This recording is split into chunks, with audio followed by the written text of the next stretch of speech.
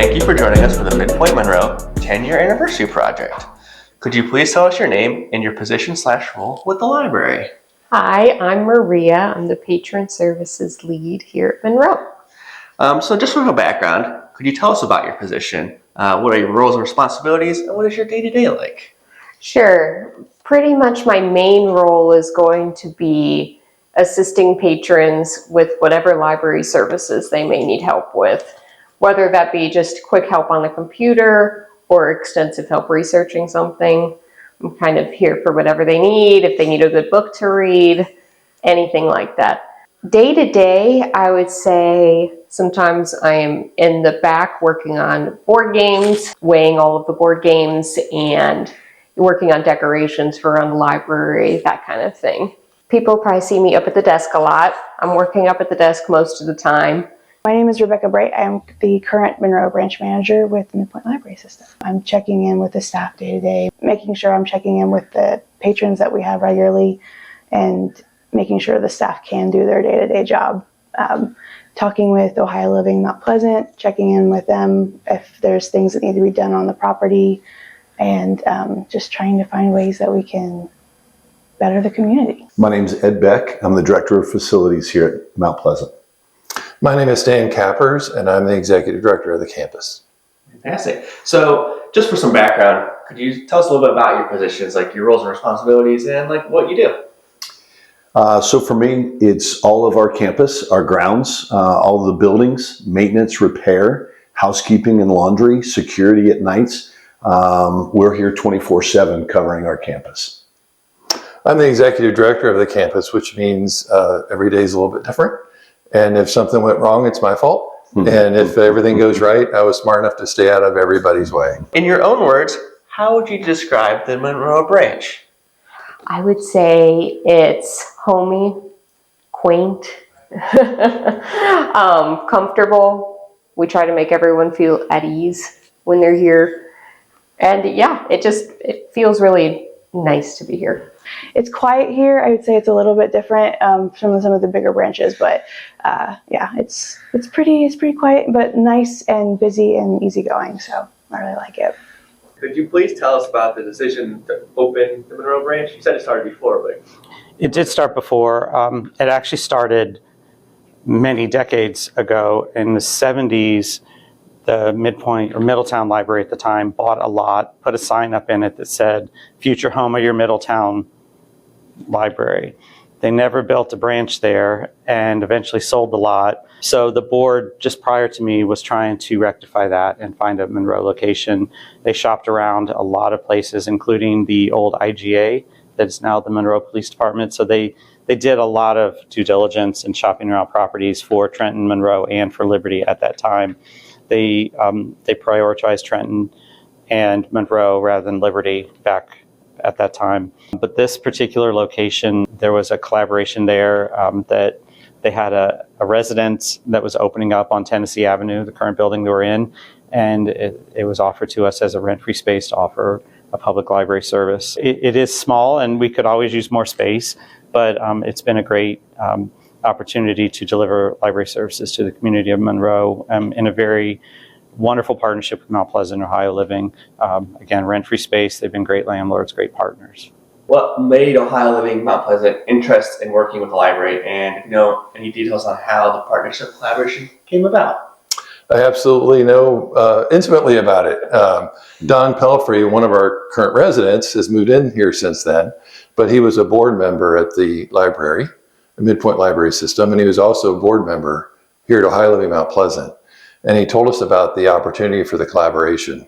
So he set myself, the executive director of the library, and myself together, and we started the collaboration. And at that time, it was, at that time, Travis, of course, is the gentleman now doing a great job, but was very excited to try a new version of the library, that it's more social, it's more community, that if you want a book, you can have it in 24 hours and we'll have it for you here.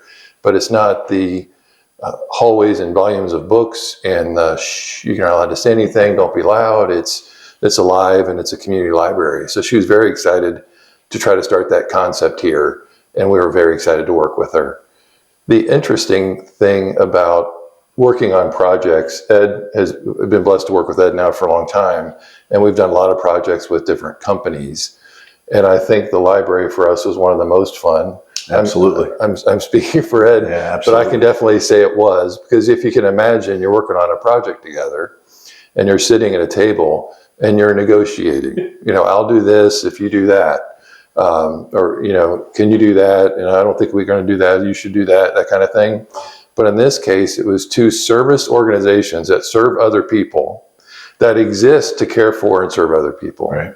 Sitting at a table, falling over each other, saying, "Oh, we'll do that. Oh, we'll do it. Oh, we'll do that. No, we'll do it." You know, and it was just a wonderful collaboration that brought this to life. How long did that take for that collaboration to start and then to get the library? Do you know? I'm terrible at those kinds of details, to be quite honest with you, but it was a joyful process, and we had boards to work through and that kind of thing. So I think it went as quickly as it could. I think the one takeaway that was the most interesting for me was we had a resident living in this house at the time. Okay. Mm-hmm. So I had to work with her on relocating her to a different location on campus, which she gladly did for us, and to a nicer, better home, and we paid for her to move, but then to open up the space for her. The other thing that was interesting at the time was the fact that we had to jointly reinforce the floors of the building because of the weight of the books. Yes. I never thought of that for a second. No, Did you, Ed? no, that we we'd did have to not. reinforce the foundation to support the books. Yeah. So it's reinforced in certain areas of the building, not all the areas, but I think that was probably the most interesting thing. It was. So we kind of mentioned it now. This house, the library used to be a building. You want to talk a bit more about how it used to be a home and what went into making it a library? I mentioned a few things, but are there any other fun little facts? Yeah, so it was a home. We had to do the renovation for the rooms, obviously. In the main room, there were walls and they had to be taken down. So we had to put LVLs in the ceiling to be able to hold the structure of that. So that was an important detail part, and obviously the structure and the flooring. The ramp on the side coming up was something that it wasn't at slope, and that had to be redone as well. And in the office area, it originally started out as a cafe for us, which is now turned into an office for the library staff. But a lot of interesting things that went into it. The garage we still both use. We utilize one half, and you guys utilize the other half, and just some character to what we have here. I had been a part of the ribbon cutting here at Monroe when we got our new building. I felt like that was really new. That was my first ribbon cutting, and there was a lot of people from what I remember. I remember we were all standing like in the grass right across from it, and we had the ribbon cutting, and then this is probably I would say the fullest this building had been was that day. At one time, honestly, there was so many people. There were people that were checking out, that were just kind of walking in to see, that were talking with our administration and with us. I actually believe a couple different people from Monroe had come in. That it was funny.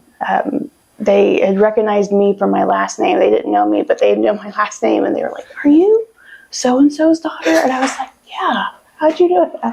They're like, "You look like them." So it was just really kind of fun in that way. And I remember I sat at the desk most of it and was just helping patrons check in, out, answering questions. It felt like it lasted hours. I don't think it actually lasted hours, but I felt like it was the majority of my day had been the ribbon cutting, so it was really fun as well. About how long have you been working at the branch? I've been here since right after COVID, so I joined late 2021. And how have things changed since you've been here? Roughly 4 or 5 years. Yeah, it's changed quite a bit actually. I know the branch went through some renovations before I joined, but since I've been here, it's, the collection has moved around a lot. We're always trying to figure out new ways to cram as many books into the space as we can without it feeling like there's books crammed everywhere. So there's always new shelves and shifting everywhere. Since we opened up after COVID, not a lot of people knew that we were here. We're a little bit tucked away. It's been a process trying to get the whole community to be aware that we are here. So over the years, it's just been like a steady increase of the amount of families and people that are becoming aware of us. And we still have people coming in and saying, I didn't know you were here. So that's been fun, trying to get the word out, and it's nice to always be seeing new people. So you mentioned they challenge. What other challenges have you encountered while working here? Other challenges would probably be, I mean, we obviously want to do more programs and everything to help, you know, bring the community together here. But there's only so many things we can do in the smaller space. So we try to make it, whatever programs we do have, it's very, what's the word for it? Like an intimate setting, and where everybody kind of gets some one-on-one attention. Like on story time, it's not overwhelming. You have maybe like 10 kids here at the most, and that's on a busy day. So that's been, yeah, that's what we try to achieve. What is the general patron response to the branch? It seems to be that people like that we have a lot of the newer stuff here. Because we're so small, we try to keep a lot of the new stuff. So if they're looking for a book that they may not have been able to find at the bigger branches, chances are we may have it here. Also, you know, I've heard that it's a good place to just sit and study. There's not a lot going on around you because we don't have the crowds that some of the other branches do. So that's been nice. Of course, we've heard that it's a little small, but we like it that way. Ohio Mount Pleasant is very blessed to have not only just a public library on a campus, but the Midpoint public library system. Okay. Our residents, we just talked about it. We have small group meetings every spring and every fall with all the independent residents in small groups. So we see about 85% of the residents. And about half of the meetings, people bring up the positive attributes of having the library and how convenient it is. And then some people aren't aware of it. So then we tell them about it and they're like, oh my goodness. So it's such a nice thing to have on campus for our residents and our staff. It's such a blessing to have that availability for our residents to use. Yeah, and so from a maintenance perspective, we take care of the structure, take care of the HVAC system, things of that nature. And so the maintenance department for Midpoint will reach out to us. Hey, we've got a question, concern. We'll come up and take a look at it, figure out who's taking care of it. As Stan mentioned already, when we sat at the table and said, oh no, we'll do that, you'll do that, you know, that type thing, it still lives today in our discussions and when things come up. The other part of collaboration is we have a daycare that's very close here on our campus, Hilltop Child Development, and they bring kids over and things during the day when they have activities here. So it's really, as Stan mentioned, being that hometown feel, it really is. My name is Kendra Herber, and I've been coming to Midpoint Monroe probably for almost 10 years now. I love that I can reserve books online and that they are there for me to pick up right when I come in here, my name already in the book, and it's so quick too. Sometimes they're there the next day and you can get them from all the different branches and it's just right here. I don't have to go find the books and travel a ton. It's just so convenient. I'm Cheryl McCarthy, and I've been coming to Midpoint Monroe since they opened. I think I was there within the first week of them opening up. What is your favorite thing about the branch? I love that it feels like home. It's just comfortable. All of the people that work here are amazing. It's not like I've ever experienced, I mean, in my past jobs, it's never been like this with coworkers. They're so nice, so sweet. They care about everybody that comes in. And I like seeing the people that come in regularly. And I don't know if I would be able to do that at one of the busier branches. Maybe you recognize a few regulars, but you know, I'm recognizing everybody that comes in pretty much, unless they're brand new. And they recognize me, so we're able to chat and like catch up on each other's lives a bit, which is really kind of unique, and I like that. I think I've seen some of these women for 4 or 5 years now, and you build a relationship with them, which is really neat. You get to actually get to know them. I know we've had some new librarians, but every single one of them is so pleasant and so wonderful and so interested in what I'm doing. So I love meeting new librarians, and I've had really great service and good experiences there. I think it's also really nice that I do read a lot of books that are parts of a series, and there have been times when I've requested a book to be ordered, and that always gets approved, and I really appreciate that. I can get books that you don't already own, but they're purchased for me, so I appreciate that. And just again, the recommendations and the pleasantness. Sometimes I'll walk in a couple minutes before they close. I'm like, I'm really sorry. And then by the time, they just have the books ready for me as they see me coming. So that's also nice to be recognized. Is there a project, program, or achievement that you've worked on or took part in that you'd like to talk about? Yeah, so here at Monroe, our scavenger hunts are really big. So I started doing scavenger hunts just as like a little extra thing that the kids could do when they were here, and they can earn a sticker. And I thought this might be fun for like a couple of months. And then the kids probably won't care. But then the kids kept asking for it, and they expected a new one every month. And if I don't change it on the first of the month, they get so mad. So I've kept that up for years now, and it has not slowed down. Also, the board games that people are able to check out. I kind of like spearheaded the project to get them so that we can weigh them upon return. So that way we can get the materials checked in faster than we were able to before, keep them circulating as fast as possible. Do you have a favorite memory you would like to share? Well, just the other day, I came in here to get some books I'd reserved for my daughters and also myself. And I was on crutches, and one of the ladies at the front desk was like, I got this. I'm going to help you. She helped me get all the stuff to my car, and it was just so endearing. Yeah, very personal. Knowing everybody, you get so like invested in people's lives that, we had a patron when I started. She was 100 years old, and she used to come all the time and request books, and she was the friendliest lady you can imagine. And it's been an unexpected challenge, like dealing with, maybe a family that came in all the time and suddenly they move away. And you like kind of feel that loss a little bit. Or like that 100-year-old patron, she passed away sadly a couple years ago. And it was kind of like gut-wrenching for all of us. And we ended up going to her funeral and everything. So I just have a lot of memories about the patrons here.